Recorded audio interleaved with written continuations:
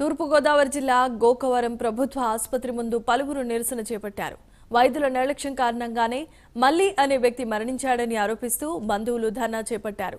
కుటుంబ కలహాల కారణంగా పురుగుల మందు తాగిన వ్యక్తిని హుటాహుటిన ఆసుపత్రికి తరలించగా వైద్యులు పట్టించుకోలేదని కుటుంబ సభ్యులు ఆరోపిస్తున్నారు. సరైన సమయంలో స్పందించకపోవడంతోనే బాధితుడు మరణించాడని కుటుంబ సభ్యులు ఆవేదన వ్యక్తం చేస్తున్నారు.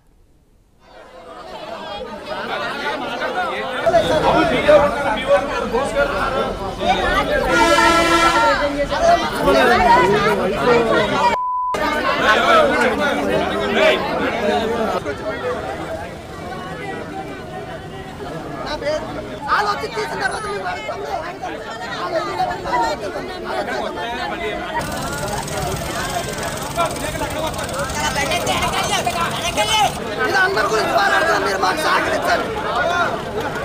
ఇది మా పక్కన